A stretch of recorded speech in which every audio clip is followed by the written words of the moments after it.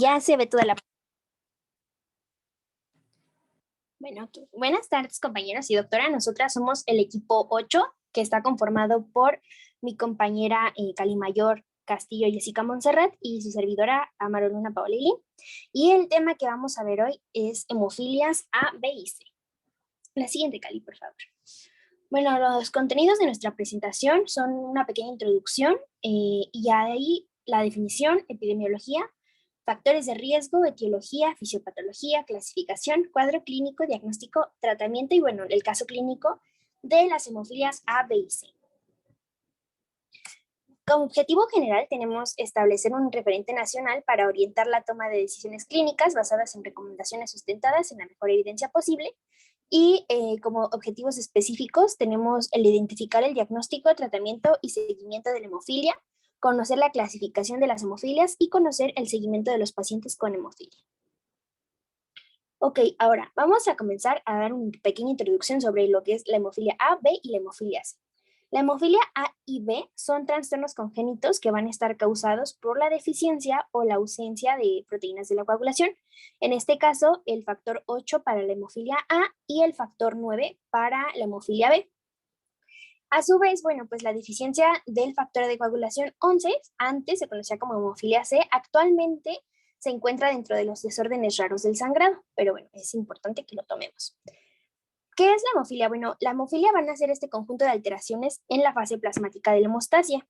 ¿Esto cómo se va a provocar? Bueno, cuando hay una lesión de un vaso sanguíneo, se busca la reparación del mismo vaso a través de la hemostasia. La hemostasia va a ser este conjunto de interacciones entre los componentes de la sangre y los de la pared vascular, los cuales pues van a impedir la fuga de la sangre, y esta se va a realizar mediante varios mecanismos, pero en el caso de las hemofilias, el que va a estar alterado es la coagulación.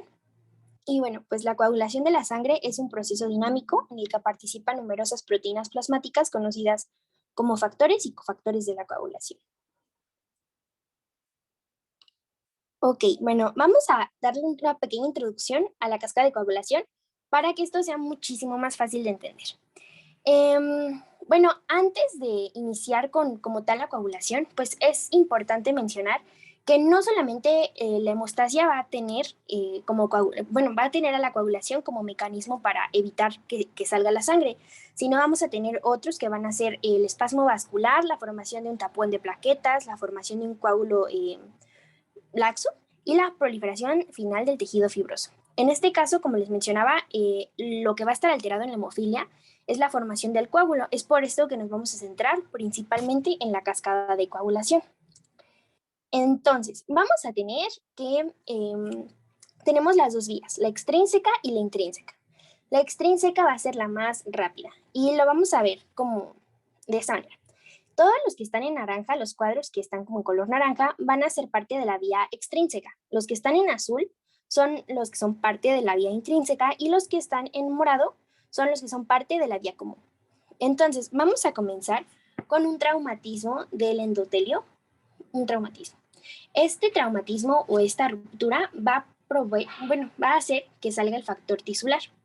El factor tisular, a su vez, va a promover la activación del factor 7 para convertirse en 7 activado. Por otra parte, pues tenemos al factor 7 activado que nos va a ayudar a que haya una activación del factor 10 y además que, bueno, pues el 10 se junte con el 5 activado y pase y active la protrombina para convertirse en trombina. Esta es como tal la vía extrínseca. La vía intrínseca, a su vez, pues nos dice, ok, bueno, pues no solamente tenemos al 7, al 10, al 5, no. Tenemos también otra parte que es el factor 12. El factor 12 se va a activar por el contacto con la superficie electronegativa. ¿Esto qué quiere decir? Bueno, pues principalmente con el colágeno del subendotelio. Entonces, una vez que el factor 12 está activado, va a activar al factor 11, que bueno, ahorita les explico esto que está punteado. El factor 11 va a ayudar a la activación del factor 9, pero el factor 9 va a estar pegado con lo que es el factor 8, o sea, va a necesitar activarse el factor 8 para poder activarse también el factor 9. El factor 9 va a ayudar también a la activación del factor 10 y así que este se pegue con el 5 y formen la protrombina a trombina. Pero bueno, esto es a grandes rasgos lo que es. Una vez que ya se formó este complejo, el complejo activador de la protrombina, que es el 10 activado y el 5 activado, vamos a pasar la trombina a trombina y la trombina va a tener muchos efectos dentro de estos mismos factores de coagulación. Lo que va a hacer la trombina es algo bien padre porque ya se hizo trombina, pero se necesita más para poder formar un coágulo estable. Entonces, ¿qué es lo que va a hacer? Bueno, pues primero la trombina va a ayudar a que pase o va a activar el fibrinógeno para que pase fibrinógeno a fibrina. Y también va a activar al factor 13 para que pues esta fibrina se vuelva fibrina reticulada y que le dé esta dureza y estabilización al coágulo. Pero no solo eso va a hacer la trombina que está en su actividad en líneas punteadas, aparte va a hacer un feedback positivo para que se pueda dar más trombina aún. Entonces, la trombina también va a ayudar a activar al factor 11, que está acá, y así se pueda dar más factor 9 y este factor 9 de más factor 10 y así se dé más trombina. También vamos a tener que la trombina va a activar al factor 8, lo cual, como les había comentado, pues es importante para que el factor 9 se pueda activar y asimismo, pues el 10, el 5 y la trombina pase, o sea, bueno, pase a trombina. Y la trombina no solo va a hacer esto, sino la trombina también va a activar al factor 5 para que se haga más complejo de activador de protrombina. Entonces, como les mencionaba, esto es un poquito confuso, pero a ver si con la nueva cascada de coagulación queda un poquito más claro. ¿Sí me expliqué o tienen alguna duda? Espero Sí, que está bien. Todo bien. Sí, todo Ok. bien. ¿Qué es esto? ¿Qué es esto? Esta en grandes rasgos es la cascada de coagulación clásica. Pero ¿qué va a pasar en la cascada de coagulación actual? Ay, no cambia. ¿Le puedes dar a la siguiente columna? Ya, a mí me pareció que ya cambió. Estamos en la actual. Ya cambió. Perdón, es que se trabó un poquito.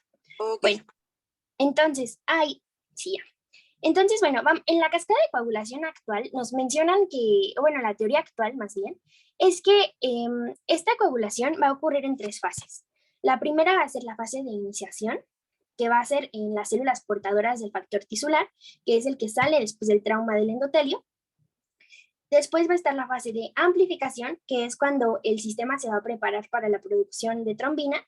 Y finalmente la fase de propagación. Entonces les voy a explicar lo que, pues es casi lo mismo, pero por las fases. Entonces, dale la siguiente, Cali, por favor. En la primera fase, que es la fase de iniciación, bueno, pues se va a iniciar casi con la vía extrínseca. Entonces, ¿qué es lo que va a pasar ahí? Bueno, vamos a tener el trauma del endotelio, la liberación del factor tisular y la activación del factor 7 a 7 activado. El 7 activado nos va a ayudar a activar al 10 y así a su vez nos va a ayudar a que, bueno, pues se haga este complejo formador de protrombina cuando el 10 activado se pega con el 5 activado y se convierte de protrombina a trombina. Hasta ahí nos vamos a quedar en la fase de iniciación. La siguiente, por favor. Ahora, en la fase de amplificación es esta cosa que hace la trombina para aumentar su síntesis, para que se haga más y más trombina para poder hacer un coágulo, pues sí, un coágulo más estable. Entonces, es cuando la trombina activa el factor 11 para que éste active al factor 9 y a su vez, pues también va a activar al factor 8 para que el 9 y el 8 pues hagan su trabajo juntos y activen al 10 y se forme más complejo activador de protrombina. Esto es todo lo que quiere decir, que va a amplificar tanto la señal para que se forme más trombina y así pues sea más estable el coágulo. La siguiente, Cali, por favor. Y la fase de propagación, bueno, pues en esta como tal es casi lo mismo, solamente que en esta fase lo que se busca es que este complejo activador de protrombina se continúe hasta que el coágulo sea totalmente estable y pues comience como tal, a tapar bien esta herida. No sé si quedó claro. Bueno, ahora sí, la siguiente, por favor. Ahora, ¿qué es lo que va a pasar? Bueno, hablamos tantito de los antecedentes históricos de la hemofilia, ya que pues es una enfermedad que ha tenido mucha historia a lo largo del tiempo. Primero, el primer antecedente que se tiene de la hemofilia es en el siglo II a.C. Esto ocurre en Babilonia, ya que se reportaron varones fallecidos tras una circuncisión, sin causa aparente. Nadie supo de que fallecieron, solamente se tiene ese registro. Después, hasta 1803, John Conrad describe un trastorno hemorrágico hereditario en varias familias, en las cuales pues solo los hombres eran afectados. Posteriormente, en 1820, se describe por primera vez el patrón de transmisión genética a través de mujeres no infectadas a sus hijos varones, y es hasta 1828 que la palabra hemofilia es utilizada por dos médicos alemanes que pues escribieron una tesis sobre la hemofilia o la hereditaria predisposición a la hemorragia mortal. La siguiente, Cari. Bien, entonces propiamente comenzando con la definición de esta patología, pues se nos dice que es un trastorno hemorrágico hereditario que pues se encuentra ligado al sexo, es decir, al cromosoma X, y que se encuentra relacionado con el déficit de factores de la coagulación. Tenemos entonces, como ya nos mencionaba Pau, tres tipos clásicamente, de los cuales encontramos que la hemofilia tipo A se caracteriza porque hay una deficiencia de factor 8, en la B una deficiencia de factor 9 y en la tipo C, que es muchísimo menos frecuente, ocurre un déficit de factor 11. Aquí hay varios puntos clave a considerar. El primero de ellos sería que además de ser enfermedades relacionadas con, hereditarias en este caso, también pueden ser adquiridas, sobre todo la hemofilia A y la hemofilia B también tiene un patrón importante. Aunque tienen menor frecuencia al ser adquiridas, esto sucede porque al nacimiento este tipo de pacientes desarrollan anticuerpos que van a ser contra esos factores de la coagulación. Entonces, mayoritariamente habíamos quedado que tienen una herencia ligada al cromosoma X, pero pueden ser adquiridas. Y en el caso de la hemofilia tipo B, en muchísimo menor porcentaje, también tiene un patrón de herencia autosómica recesiva. Entonces, probablemente ambos padres estuvieron afectados y es por esto que se dio la presentación de este tipo de hemofilia. Ahora, también un poquito respecto a sus antecedentes, esta enfermedad era muy conocida como la enfermedad de los reyes. ¿Por qué? Pues porque se comenzó a dar en sus orígenes en las familias reales y pues bueno, se observaba que los varones eran quienes padecían esta patología y las mujeres aún no se observaba porque también podían presentar algunos síntomas característicos y pues fue de esta manera como se fue propagando a diversas regiones del mundo.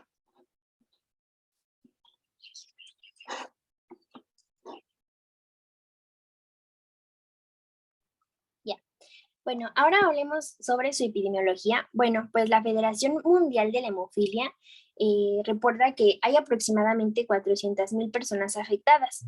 De estas, la hemofilia A va a representar del 80 al 85% de los casos y su incidencia es de 1 por cada 5,000 hombres, ya que pues va a ser más común en hombres.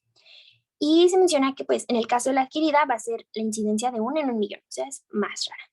Y el pico de diagnóstico es dentro de los 20 a los 40 años.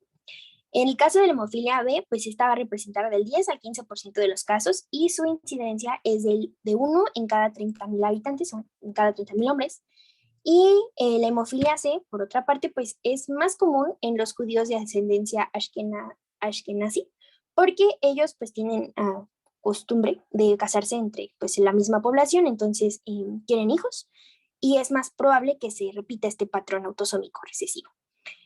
En este tipo en esta comunidad más bien, el 8% de la población padece de hemofilia C, pero al nivel mundial, pues la incidencia es de 1 en 1,5 millones de habitantes, o sea, es bastante raro. La Federación Mexicana la Federación de Hemofilia de la República Mexicana reporta que aproximadamente en México se tienen 5,402 pacientes y cuya esperanza de vida pues ha aumentado a de 60 a 70 años, ya que antes se consideraba que la esperanza de vida era de 15 años. La siguiente, Cari, please.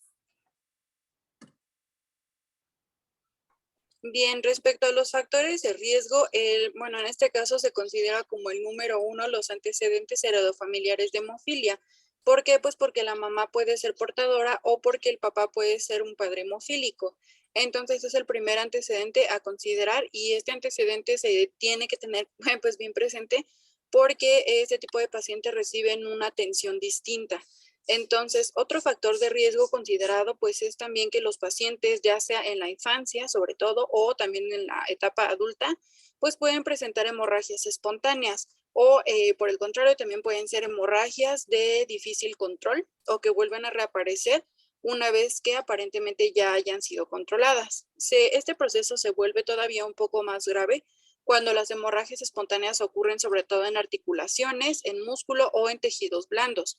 Entonces, un factor de riesgo también importante para este tipo de pacientes, pues es el hecho de exponerse a cirugías o traumatismos, sobre todo cirugías dentales, que son en donde casi siempre se descubre que ese tipo de pacientes padecen hemofilia porque muchas veces pues no lo saben hasta que tienen algún accidente o se exponen a una cirugía.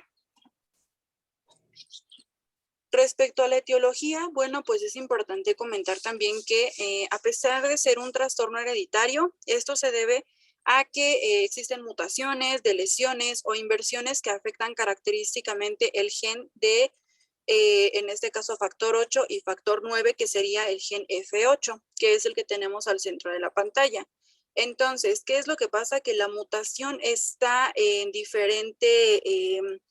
está localizada en una diferente región. En el caso de la hemofilia A, la mutación está localizada en la región XQ28 y en la hemofilia B en la XQ27. Respecto a la hemofilia C, bueno, lo único que se sabe es que sí tiene un patrón de herencia ligada al sexo, sin embargo, pues es un poco complejo hablar de la etiología, ya que comparte la misma con estos factores. Ahora, también es importante comentar que la hemofilia C puede presentarse tanto en hombres como en mujeres. Al contrario, por ejemplo, de la hemofilia A y B, en donde casi siempre las mujeres son las portadoras y el hombre es quien desarrolla la enfermedad. Respecto al patrón de herencia, bueno, pues aquí tenemos dos casos muy característicos. El primero, que es el que tenemos del lado izquierdo, es acerca de una madre portadora, en donde se nos dice que por cada embarazo aproximadamente tendrá un porcentaje de 25% de que su hijo sea un varón hemofílico y de que su hija sea una hija portadora. Y el 50% restante del embarazo correspondería a que es un embarazo normal. Esto sucede porque desde el punto de vista genético, una mujer recibe el doble de información del cromosoma X, es decir, de mamá y papá, pero durante el periodo embrionario hay una inactivación al azar de uno de los cromosomas X y este proceso se conoce como lionización. Entonces, eso significa que las mujeres portadoras tendrán un 50% de células con un alelo normal. Y en el caso de los varones, que sería bueno, que se encuentra del lado derecho, bueno, pues aquí tenemos que todas las hijas de un paciente hemofílico característicamente son portadoras obligadas. ¿Por qué? Pues porque están heredando el cromosoma X afectado y por el contrario, los varones serán 100% sanos porque reciben la información genética normal del padre.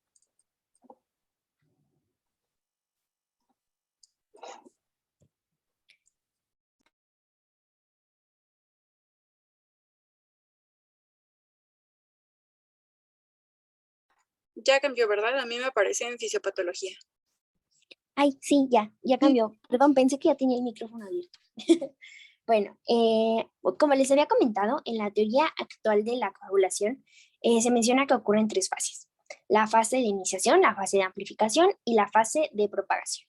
En la primera, en la que tiene la letra A hasta arriba, hasta la parte izquierda, se puede ver que, bueno, como les comentaba, va a haber una ruptura de la superficie endotelial, va a haber liberación del factor tisular. El factor tisular va a activar el factor 7, el 7 al 10, y el 10 activado se va a unir al 5 activado, y así vamos a dar el complejo de activación de la protrombina para pasar de protrombina a trombina. Eso pues ya es como tal la clásica, ¿no? Ahora, en la fase de amplificación, que está en medio con la letra B, bueno, pues aquí se menciona que una fase de amplificación normal, a ver si se ve conmigo, a ver si se ve aquí. ¿En esta? ¿Sí se ve? Sí, sí se ve. Bueno, entonces aquí vamos a tener el daño endotelial. Va a haber la activación del factor tisular y bueno, pues el factor tisular va a activar al factor 7 activado. El factor 7 a su vez va a activar al 9 y al 10. Entonces, este es todo completamente todo el proceso que les había comentado. El 7 activado activa el 10 activado se une al 5 activado y pasa en el complejo de activación de la protrombina. La trombina, ya una vez activada, pues va a dar este feedback positivo en el que va a activar al 11 y también va a ayudar a activar al 8 y va a activar al 5 para dar una amplificación de su señal.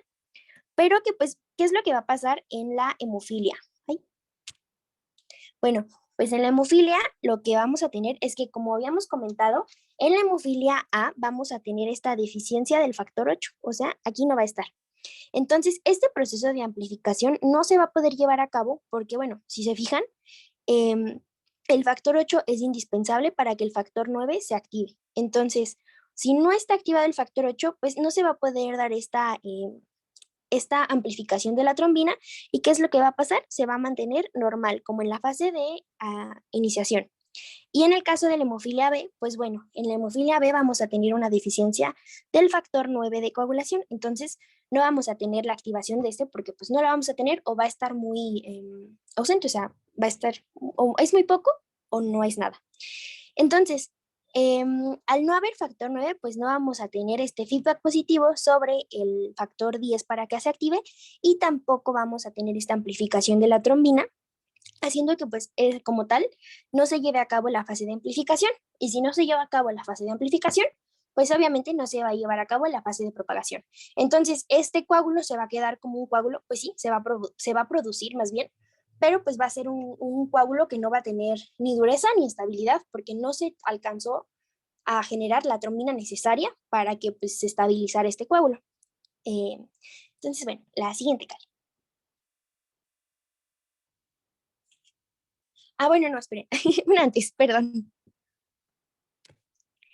Y en el caso, pues, de la hemofilia C, pues en esta no vamos a tener el factor de coagulación, el 11. Entonces, pues, si no tenemos este factor de coagulación 11, pues tampoco vamos a tener este feedback positivo sobre, pues, la activación del factor 9.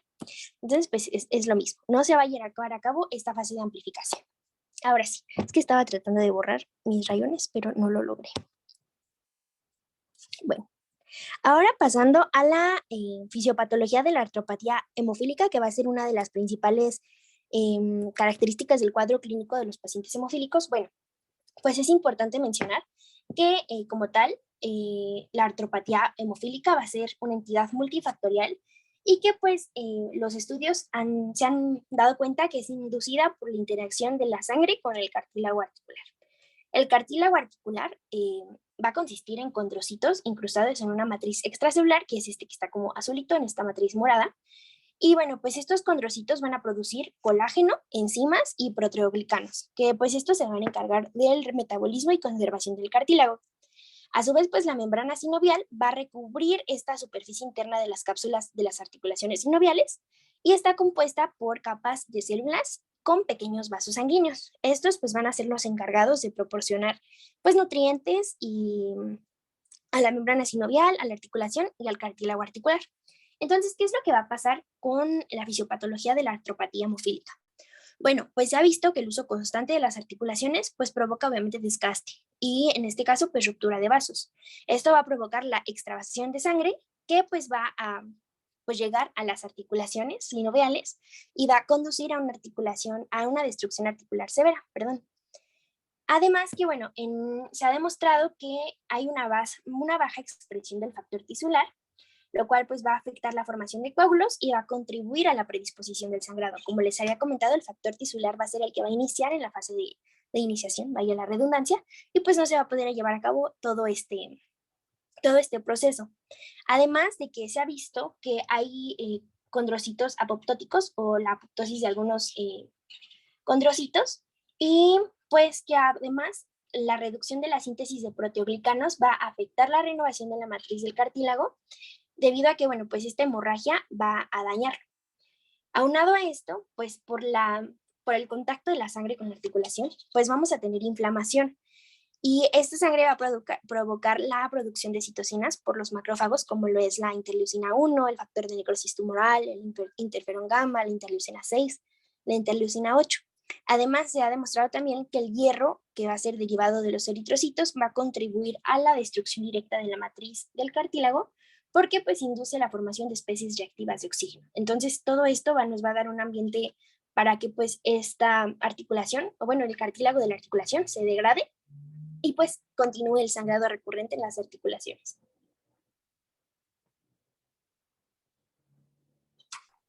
Bueno, entonces, para poder explicarles un poco respecto al cuadro clínico, primero tendría que explicarles esta primera clasificación. Esta clasificación se basa en los niveles de actividad plasmática del factor 8, 9 y 11 cuando el paciente no ha recibido ningún tipo de tratamiento. ¿Por qué? Porque precisamente toma en cuenta ese nivel de factor de la coagulación. Entonces, la han dividido en tres tipos de acuerdo a su gravedad. En el caso de la hemofilia leve, esta se caracteriza porque las hemorragias suceden cuando el paciente tiene algún traumatismo o alguna cirugía importante. En este caso, el nivel de factor de la coagulación es de aproximadamente 5 a 40 unidades internacionales sobre decilitro, o en cuestión de porcentaje corresponde del 5 a menos del 40% del valor normal. En el caso de una hemofilia moderada, aquí ya empieza el problema porque las hemorragias ocurren de manera espontánea, sin embargo todavía son ocasionales. Esas hemorragias también se caracterizan porque pueden llegar a ser prolongadas y pueden volver a reaparecer una vez que se cree que el proceso hemorrágico está controlado. El nivel de factor de coagulación en este caso es de 1 a 5 unidades internacionales sobre decilitro, o en cuestión de porcentaje representa el 1 al 5% del valor normal. En el caso de una hemofilia severa, esta se caracteriza porque las hemorragias suceden sobre todo en articulaciones o músculos. Muchas veces el paciente no se da cuenta de ello, sin embargo, pues eso le predispone a ciertas complicaciones. Entonces aquí toman en cuenta que el nivel de factor de la coagulación es inferior a una unidad internacional sobre decilitro, o menos del 1% del porcentaje del valor normal. Bien, entonces respecto al cuadro clínico, es importante aquí sospechar en todo aquel varón que presente sangrado prolongado y excesivo. Y la característica clave es que no se encuentre relacionado a la magnitud del trauma o a una hemorragia después de una lesión que no sea tan significativa, por así decirlo. Entonces, recuerden aquí que la magnitud de la hemorragia depende mucho de la gravedad de la hemofilia. Entonces, en el caso de la hemofilia leve, el paciente puede que no presente ningún signo de la enfermedad hasta que tiene algún accidente o se enfrenta a algún procedimiento dental o alguna cirugía. Entonces, es por esto que se nos comentaba al inicio que el diagnóstico de esta patología puede ser en la etapa adulta, porque realmente el paciente nunca presentó ninguna manifestación clínica hasta que hubo algo que desató el cuadro clínico. Ahora bien, respecto a la hemofilia moderada, esta se caracteriza, bueno, porque los sangrados también pueden presentarse posteriores a lesiones que son relativamente menores. Aquí observemos la imagen que tenemos del lado izquierdo para que podamos ilustrarnos un poco. En color rojo nos están ilustrando los lugares de sangrado que ponen en peligro la vida del paciente. ¿Por qué? Porque como les comentaba, este tipo de pacientes tienen un manejo distinto a lo que nosotros pensaríamos. Ahorita les explico por qué. Ahora bien, en el caso de la hemofilia leve, en el caso de hemofilia grave, se caracteriza porque el sangrado es importante. En este caso, casi siempre los pacientes lo presentan desde el primer año de vida con hemorragias espontáneas o posteriores a traumas leves. El sangrado casi siempre es externo, por ejemplo, puede ocurrir en boca, en encías, en la nariz o en alguna cortada de la piel con un periodo de hemorragia prolongado que puede volver a presentarse después de haber cedido. Sin embargo, la complicación viene cuando el sangrado se vuelve interno. Y entonces, ¿cómo nos damos cuenta de que el sangrado se ha vuelto interno? Pues porque el paciente tiene característicamente sangre en orina, en las evacuaciones, o presenta hematomas en otras áreas. Entonces, la incidencia del 70 al 80% en donde suceden estas hemorragias es en las articulaciones, mayoritariamente en las rodillas, después los codos y los tobillos. Es menos frecuente que se presenten en articulaciones, por ejemplo, de muñecas, de cadera o de hombros. Del 10 al 20% corresponde a una hemorragia en músculos, el 5 al 10% a otro tipo de hemorragias, y menos del 5% corresponden a hemorragias del sistema nervioso central. Estas también, bueno, son importantes. Vamos a ver que casi siempre se presentan en pacientes que ya son adultos por el tipo de actividades que realizan. El paciente puede presentar dolor de cabeza, cuello, vómitos, somnolencia o cambios de conducta, visión doble o incluso un estado comatoso. Ahora bien, respecto al sangrado, que es todavía muchísimo más importante, que veíamos que era característicamente de las articulaciones, pues se dice que los síntomas casi siempre pueden o suelen iniciar con un aumento de temperatura a nivel local. Pueden sufrir parestesia o restricción en el movimiento. En dado caso de que el paciente sepa que padezca esta enfermedad, pues es importante acudir a consulta, ya que este es el mejor momento para poder administrar el tratamiento y evitar un sangrado prolongado que comprometa la vida del paciente. Pero, ¿qué pasa entonces si este proceso de sangrado continúa? Bueno, pues entonces aquí existe un incremento, como vemos aquí en la imagen del lado izquierdo, en la última parte, pues existe un incremento en la presión interna de la articulación porque existe el desarrollo de una colección de sangre. Entonces, 3 o más sangrados en un periodo menor a 6 meses se define como una articulación blanca. Entonces, lo que le pasa al paciente es que esta articulación presentará cambios que son irreversibles, como deformaciones y limitación del movimiento. Entonces, por eso es importante, pues, en poder detectarlo a tiempo, aunque muchas veces, pues, los pacientes no se dan cuenta.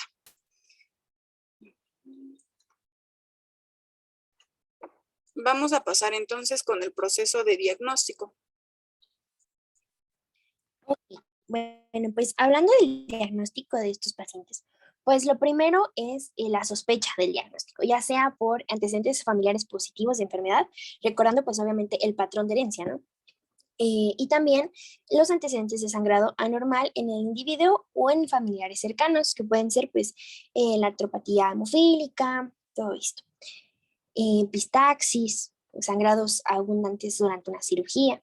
Y bueno, entonces, en el caso de un recién nacido que tenga antecedentes familiares positivos de enfermedad o que se conozca que alguno de sus hermanos o madre son portadores, pues se debe de evaluar el nivel del factor al nacer y se debe de esperar a bueno, a que se ponga la vitamina K y alguna cirugía si lo requiere. Y además de esto, pues estos niveles del factor pueden ser examinados a partir de muestras de sangre del cordón umbilical. En el caso de pues ya pacientes más grandes, se requieren laboratorios, principalmente una biometría hemática completa para ver que pues el recuento de plaquetas esté normal, para así descartar alguna otra causa, y pues los tiempos de tromboplastina parcial activada, tiempo de protrombina, tiempo de trombina y fibrinógeno. Entonces, ¿cómo vamos a hacer un diagnóstico? O bueno, ¿cómo vamos a sospechar de ese diagnóstico? Bueno, pues cuando el paciente tenga un recuento de plaquetas y morfología plaquetaria normales, pero además que tenga el tiempo de tromboplastina parcial activado aumentado o pues, sí, más largo. Porque pues se menciona que como tal no va a haber cambios en el tiempo de protrombina ni en el tiempo de trombina. La siguiente, Cali, por favor. Sí. Sin importar esto que les comentaba, y sin importar si es hemofilia A o B, porque pues en ambos se va a tener la misma presentación. Vamos a tener un alargamiento del tiempo de tromboplastina activada. Entonces, como les mencionaba, en el caso de un recién nacido, pues en pacientes que se tenga esta sospecha, ya sea de deficiencia del factor 8 o del factor 9, pues los niveles deben de ser repetidos y confirmados a los 6 a 12 meses de edad. ¿Por qué? Porque, bueno, pues los valores normales de la coagulación, como se los muestro en la tabla de la izquierda, van a ir cambiando de acuerdo a la edad. Entonces puede que al nacimiento pues se crea que tiene hemofilia, sin embargo pues ya a los 6 meses o dentro de los 6 a 12 meses ya se puede observar que entonces podría ser un resultado falso, ¿no? Es por esto que se repiten los estudios para que, pues, ver si el recién nacido tiene o no tiene. Siguiente, Cali, por favor.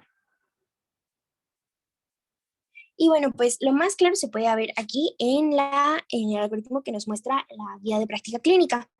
Entonces, cuando se tiene un paciente con una sospecha clínica de hemofilia, como les mencionaba, se tienen que realizar las pruebas de escrutinio, que es la biometría hemática completa, el tiempo de protrombina, el tiempo de tromboplastina activada y los tiempos de trombina. Si el tiempo de tromboplastina parcial activado está prolongado y los normales son el resto son normales, pues se tienen que hacer las pruebas de corrección con plasma fresco congelado y con disolución en la solución salina. Esto para que, bueno, pues si se ve que a la solución con plasma fresco congelado corrige y se prolonga con la solución salina, bueno, pues podríamos hacer determinación ya de cualquiera de los dos factores. Entonces, si no corrige con esto, bueno, pues se tiene que considerar la presencia del anticuerpo y continuar con los estudios, pero si sí corrige con el plasma fresco congelado, con las correcciones de plasma fresco congelado, pues bueno, pues se tiene que hacer una determinación del factor 8. Si el nivel plasmático es menor al 40% de este factor, pues se diagnostica como tal con hemofilia A. Y si no, pues se tiene que hacer la determinación del factor 9. Y si este factor es nivel plasmático menor a 40%, pues se hace un diagnóstico de hemofilia B. Siguiente, Cale. Un cliccito. Entonces, ¿qué es lo que va a pasar aquí? Bueno, pues ya una vez que se tiene el diagnóstico de hemofilia A o E, pues bueno, se tiene que revisar la actividad del factor. Entonces, en aquellos pacientes que la actividad del factor 8 o 9 sea menor a 1%, pues la hemofilia A o B pues va a ser grave. Es lo que les comentaba mi compañera Cali en la tablita del principio de clasificación. Si la actividad del factor 8 o 9 es mayor de 1 pero menor a 5, va a ser una hemofilia moderada. Y si esta actividad del factor 8 o 9 es mayor a 5 pero menor de 40, pues se va a considerar como hemofilia A o B leve. Y bueno, pues si no es así, se deben de considerar otras posibilidades diagnósticas y continuar con estudios pertinentes, porque pues como les comentaba al inicio, no van a ser las únicas alteraciones, pues no van a ser las últimas alteraciones de los desórdenes raros del sangrado. Siguiente, Cali. Bien, entonces respecto al tratamiento, pues es importante comentar que el tratamiento definitivo pues será la restitución del factor coagulante deficiente mediante la administración de concentrados de factores de la coagulación. Este tratamiento definitivo se usa para los 3 tipos de hemofilia y puede ser administrado a demanda o a manera profiláctica. De igual manera, estos pueden administrarse como puros o recombinantes. Se llaman recombinantes porque pues característicamente están hechos a través de tecnología recombinante. Entonces, bueno, aquí una característica importante es que se administra el tratamiento a demanda cuando el paciente llega, conoce la patología y pues por lo tanto conoce que tiene esa patología y por lo tanto hay evidencia clínica de una hemorragia. Entonces, para esto se tiene que calcular la dosis para poder mantener la actividad del factor al 80 o al 100%. Si se trata de hemofilia B, ojalá lo supiéramos, pero se debe de mantener por lo menos la actividad al 80%. Si fuera de hemofilia A, por lo menos al 100%. Entonces, este tipo de terapia ha demostrado disminuir la mortalidad y la progresión de la artropatía, sin embargo, no la previene. En hemorragias que ponen en peligro la vida del paciente, pues es importante administrar de manera inmediata este tipo de tratamiento. La dosis se va a calcular multiplicando el peso del paciente en kilogramos por el porcentaje del factor deseado, es decir, ya sea por 80 o por 100, y se multiplica por una constante, que en este caso sería 0.5. O en la siguiente tabla que les mostraré a continuación, pues nos viene ya como tal una dosis estandarizada, pero bueno, ahorita se los comento. En dado caso de que se administre como un tratamiento profiláctico, puede ser de manera primaria, secundaria, terciaria o intermitente. Esto dependerá casi siempre de los síntomas que padezca el paciente. Por ejemplo, en el caso de la profilaxis primaria, esta se va a administrar cuando ya se tenga como tal una exploración física del paciente y que tenga evidencia de hemorragia. En la profilaxis secundaria es un tratamiento al igual que en todas las profilaxis que dura por lo menos 45 semanas. Entonces, esta se aplica después de que el paciente tiene 2 o más hemorragias en alguna articulación. La profilaxis terciaria en este caso será cuando ya haya más articulaciones afectadas con hemorragia o con hematomas Y la profilaxis intermitente se utiliza para prevenir las hemorragias cuando el paciente sabe que tiene la enfermedad y cuando tiene algunos factores de riesgo que son los que vimos anteriormente.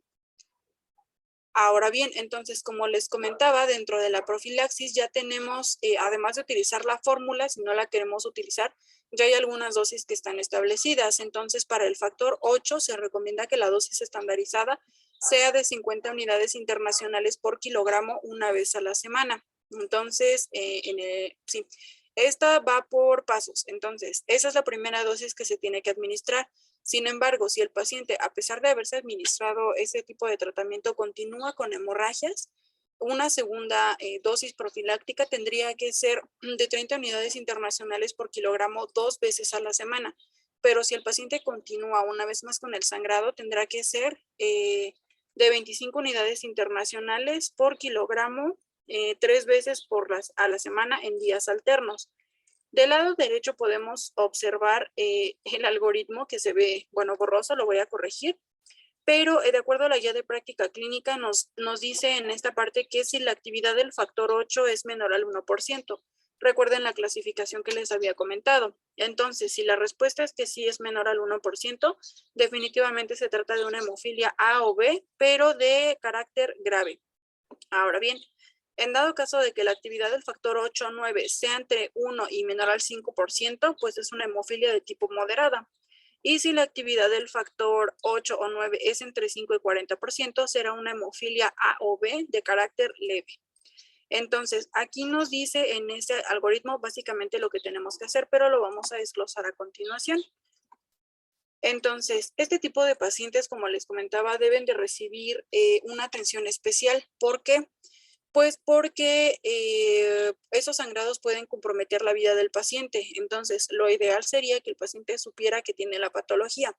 A este tipo de pacientes se les toma en consideración en el triage acorde a los datos obtenidos en la historia clínica y se deja un poco de lado la exploración física inicialmente. ¿Por qué? Pues porque se toma en cuenta precisamente que puede tener algún sangrado importante, aunque todavía no tenga manifestaciones clínicas de esa hemorragia. Entonces, por eso es que el color mínimo para estos pacientes deberá ser color amarillo. Si el paciente cuenta con el antecedente de que ha recibido algún traumatismo, por ejemplo, en la cabeza o toracoabdominal o alguna quemadura, entonces la clasificación para este tipo de pacientes será en color rojo y deberá recibir atención inmediata. Ahora bien, aquí les hemos colocado una tabla que también viene en la guía de práctica clínica, en donde se nos da la dosis universal de factores 8 y 9 de acuerdo a la localización de la hemorragia. Por ejemplo, si esta es de manera articular, si es muscular, si es a nivel del sistema nervioso central y en general.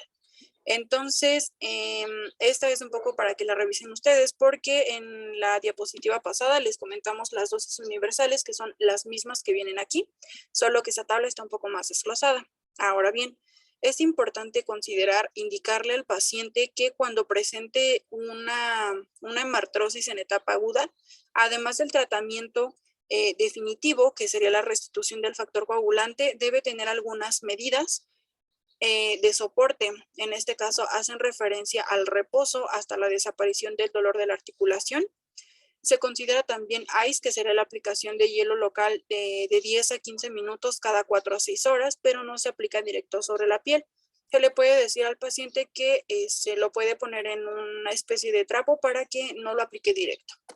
En este caso también hace referencia a compresión con un vendaje elástico y a la elevación de la extremidad afectada. Entonces, también es importante alertar al paciente para que pueda identificar los signos de una hemartrosis aguda, los cuales corresponden a dolor, limitación funcional, aumento del volumen o calor local en el área afectada. ¿Cómo vamos a saber entonces que nuestro primer tratamiento ha funcionado? Bueno, pues para ello vamos a evaluarlo mediante esta tabla, que es una tabla de respuesta. Entonces, si fuera una respuesta excelente o buena al tratamiento, nos indicaría que el paciente, sin que el paciente ha cedido al dolor, en este caso en un periodo menor a 8 horas, en dado caso de que la respuesta en este caso sea moderada o que no haya respuesta, pues es que el dolor no ha cedido significativamente y que no ha tenido mejoría respecto a la hemorragia que se había presentado o como tal no ha tenido ninguna mejoría a pesar de haber aplicado este tratamiento. Entonces, cuando no hay ninguna mejoría, en este caso nosotros pues deberíamos explorar algo que se conoce como inhibidores, que les voy a explicar a continuación. Para el caso de la hemofilia A, se puede utilizar alternativamente o como un tratamiento coadyuvante la desmopresina, que es un análogo sintético de la vasopresina, y en este caso se encarga de incrementar los niveles séricos de factor 8, estimulando la adhesión plaquetaria de 3 a 5 veces sobre la actividad basal del paciente. Entonces, esta se puede utilizar, pero más recomendablemente cuando la hemofilia es de leve a moderada. Ahora bien, esta se caracteriza porque no se puede indicar en pacientes que tengan menos de 2 años de edad. De igual manera, otra de las indicaciones o recomendaciones, pues sería que si el paciente sabe que tiene la enfermedad y va a ser sometido a alguna cirugía, bueno, pues esta se debe aplicar de 30 a 60 minutos antes de cualquier procedimiento. De igual manera, la dosis que se maneja por vía parenteral, en este caso sería de 0.3 picogramos por kilogramo de peso, con un máximo de 20 en personas estandarizadas, es decir, que pesan aproximadamente 70 kilogramos. Y si el paciente pesa más de 70 kilogramos, se deberá administrar 40 picogramos y debe diluirse en 50 mililitros de solución salina al 0.9%. ¿Qué opción tenemos entonces para este fármaco cuando el paciente es un paciente que tiene menos de 2 años de edad? Bueno, pues aquí se puede aplicar de manera nasal. En este caso, cuando el paciente pesa más de 40 kilogramos, la dosis será de 140 picogramos por kilogramo cada 12 horas en cada narina. Si pesan menos de 40, será una sola aplicación. De manera alternativa, también pueden utilizarse los fármacos antifibrinolíticos como el ácido tranexámico o el aminocaproico cuando se trata específicamente de un sangrado de mucosas. Pero aquí atención porque está contraindicado cuando el paciente puede presentar riesgo de trombosis. Ahora, un punto importante aquí a considerar es que respecto al tratamiento de la hemofilia C, porque esta no está incluida en la guía de práctica clínica, es también un tratamiento universal, es decir, que se toma en consideración también el concentrado de factor 9 o aquí sí en la hemofilia tipo C sí se puede utilizar el plasma fresco congelado. También se puede utilizar factor 7A recombinante o los antifibrinolíticos, también pueden ser de elección para este tipo de hemofilia, que aunque es mucho menos frecuente, sí puede presentarse. Ahora, también algunas recomendaciones en general respecto a la hemofilia es que este tipo de pacientes pueden tener o presentar complicaciones cuando se administran inyecciones vía intramuscular o parenteral. ¿Por qué? Pues porque pueden desarrollar un proceso de hemartrosis secundario o un proceso de hemorragia. Entonces, ¿qué es lo que se debe hacer con este tipo de pacientes? En dado caso de que fuera muy necesario administrar una inyección vía intramuscular, lo que se tiene que hacer es aplicar hielo de 10 a 15 minutos antes de la aplicación intramuscular. Una vez que se aplica la inyección, se debe de comprimir de 5 a 10 minutos para evitar que el paciente tenga una hemorragia.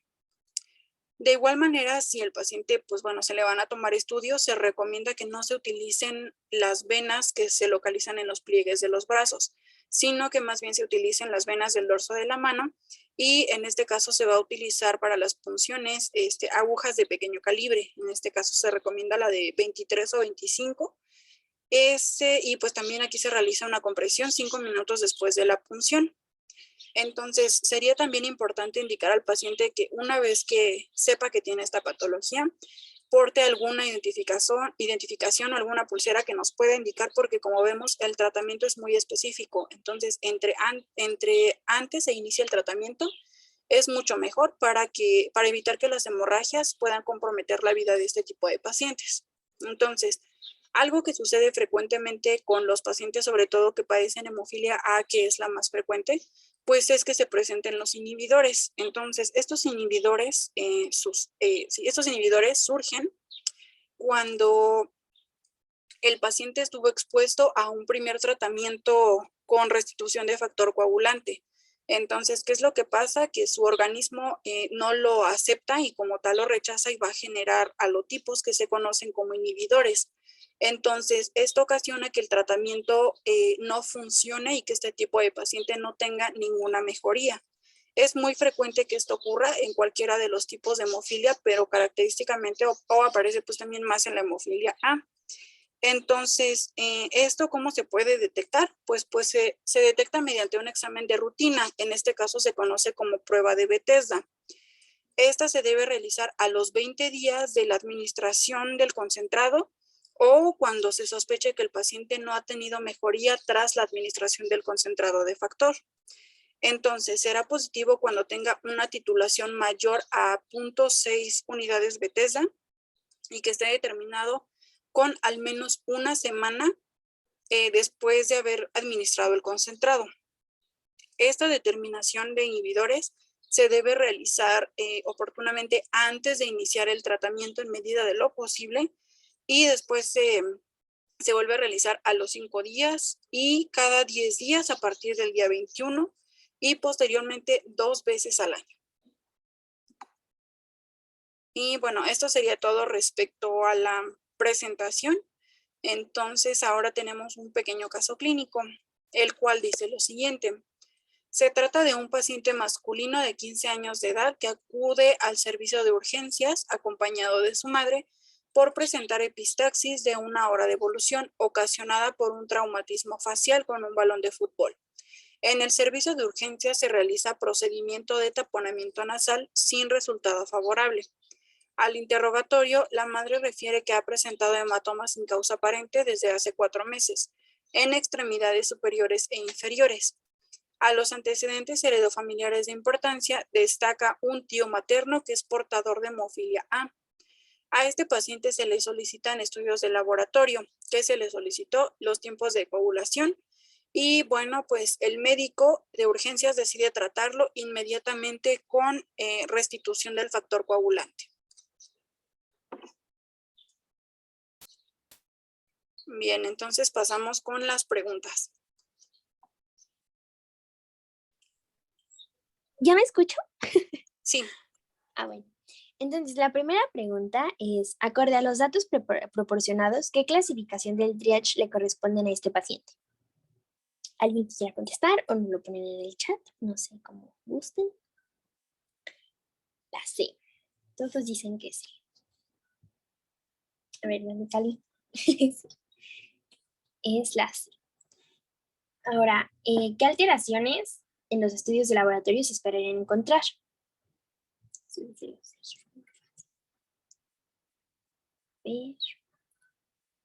La B. Muy bien, sí. Como les habíamos comentado, el tiempo de protrombina, el tiempo de las plaquetas, el tiempo de trombina, pues van a ser normales, pero el tiempo de tromboplastina parcial activada va a ser el que están prolongados. Muy bien. Ahora, de acuerdo a la clasificación, ¿a qué tipo de hemofilia corresponde el paciente? ¿Severa, moderada o leve? Sí, muy bien, es leve. ¿Por qué? Bueno, pues por las manifestaciones clínicas que tiene y además que pues comenzó el cuadro por un traumatismo y no ha tenido artropatías hasta el momento. Entonces se podría considerar como leve. Y de acuerdo al diagnóstico de este paciente, ¿cuál es el factor de coagulación que está deficiente?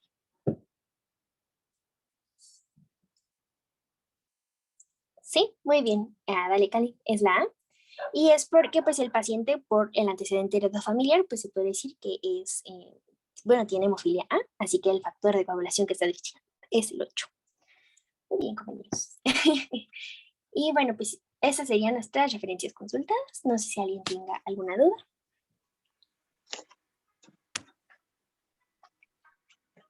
Muy bien, estuvo muy bien desarrollado el tema. Parecía que nunca nos va a tocar algo así, pero a mí recientemente, o la primera vez que me ha tocado, vi una paciente hace como, iba a ser casi un año, una chica de 17 años que tuvo su menstruación, pero fue muy abundante. Tan abundante que tuvo que ser transfundida bajo su hemoglobina a 5 gramos, le transfundieron 2 paquetes de sangre y pues ya, hasta ahí.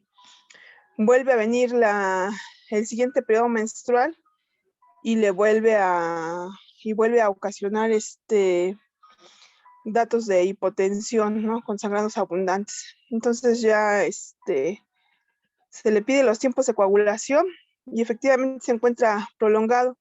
Entonces ya se le pide el factor de von Willebrand y pues lo tenía bajo al 40% y ya ahorita ya se estabilizó eh, el, tratando de evitar que menstrue. Se le han dado medicamentos para que no menstrue y ahorita está ya bien o está estable la paciente sin tener ya los sangrados tan frecuentes. No se ha hecho uso todavía de algunos tipos de terapia de sustitución, pero ha estado estable. Entonces, es importante en trastornos hemorragíparos, pues, tener tiempos de coagulación y tiempos de sangrado para ver si tiene alguna de estos tipos de alteraciones. Como vimos, son casos no tan frecuentes en México, o por lo menos no están,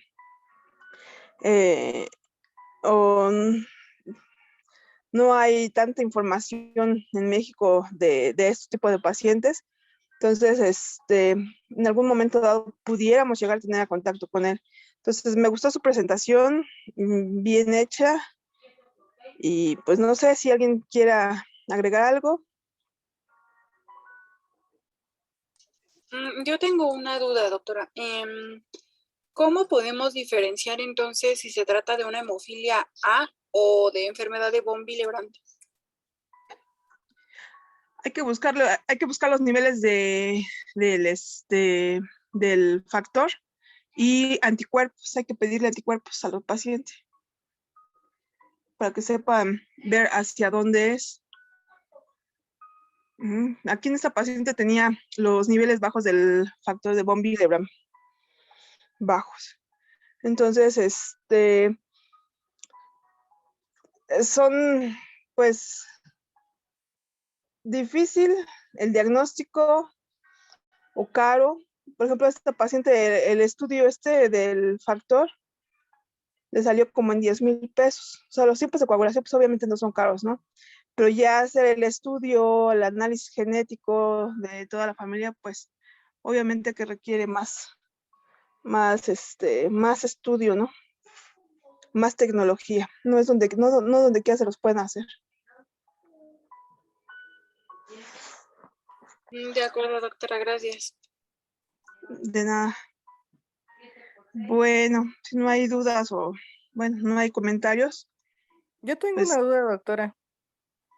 sí. Yo había leído que la hemofilia es la enfermedad de los reyes, o sea, que se da mucho por lo que es la consanguinidad y el incesto y todo eso.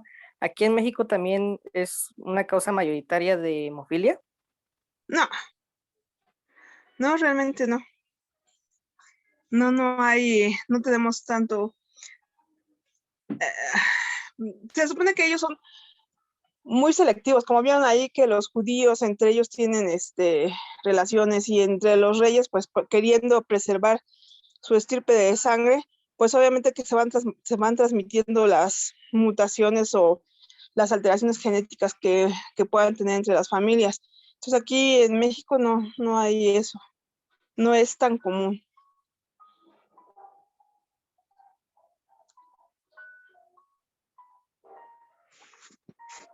¿Sale? Bueno. Entonces estamos en contacto, chicos.